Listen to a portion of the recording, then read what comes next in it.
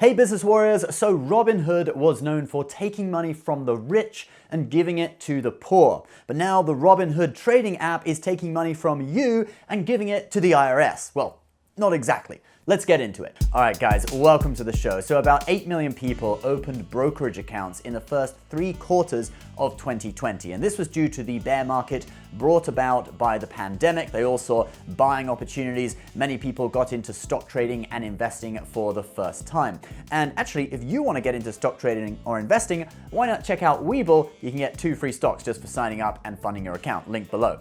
Anyway, so financial planner Brian Rook got a text from a client who said that he had put $30,000 into a Robinhood brokerage account and had been trading in volumes of $200,000 to $2 million per day. But I thought he only had $30,000. Well, what he means by that is doing multiple trades per day. So for example, if this guy bought $30,000 worth of a certain company stock in the morning, sold it perhaps an hour later at a small profit, that would be $30,000 worth of trading volume on his account for that day. But then if later in the day he used that same money that he just got back because he sold the stock to buy another company stock for $30,000, that's now $60,000 worth of trading volume for the day, okay? So he's going in and out of stocks rapidly, and that's all added together, and that's called trading volume. Now in this way, his trading volume hit $45 million for the year.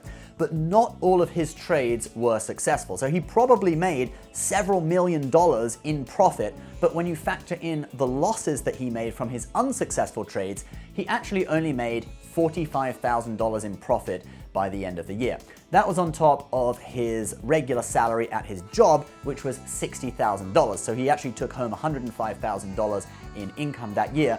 And you know, that's actually really good, really successful, considering he only started in his account with $30,000. So he actually did really well. But here is the problem. He did not know about the wash sale rule. What is the wash sale rule? So the wash sale rule is, this is too noisy, nothing to do with washing anyway. The wash sale rule states that if you sell a stock at a loss, you cannot deduct that loss from your income for tax purposes if you rebuy the same security again within 30 days. And this is because some people, if they take a on-paper loss on their stock, all right, their portfolio goes down, that stock goes down in their portfolio, they may then sell it just to get a realized loss so that they can deduct that from their taxes and then rebuy the same stock the next day at basically the same price, and they're back in and they just wait for it to go up again, and they've, in the meantime, got a little tax deduction for themselves. Now, our Robinhood trader was constantly going in and out of all of the most popular stocks. He really thought he had diamond hands, but he never once stopped to consider the wash sale rule, okay? He never actually waited 30 days before buying the same security after a loss. So he ended up with a capital gain of $1.4 million on his tax return because all of his losses were disallowed by the wash sale rule.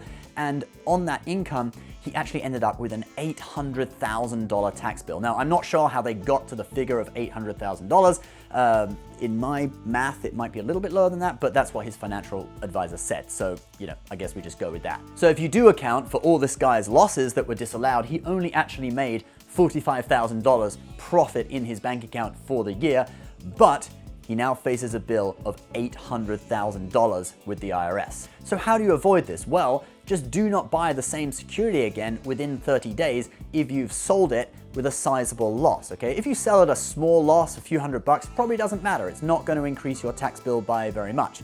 And this is only really going to apply to people who are trading the market. Buy and hold investors who just put money in and hold and rarely sell, just rebalance their portfolio every now and again, you're probably not going to get hit with losses disallowed, okay, because of the wash sale rule. It's really for people who are trading. So the key thing is to remember that if you ever sell something at a loss, you have to wait 30 days until you rebuy that security. All right, guys, that is the video. Let me know what you think in the comments below. Smash that like button for the YouTube algorithm. If you want to get into investing and trading, why not check out Webull? You can get 2 free stocks for funding your account. Those stocks can be worth up to $1,600. Luck of the draw what you get. Link below if you want to know more. Just remember about the wash sale rule, all right, so you don't get caught out. Okay, guys, please subscribe if you're new. We'll see you next time. Bye-bye.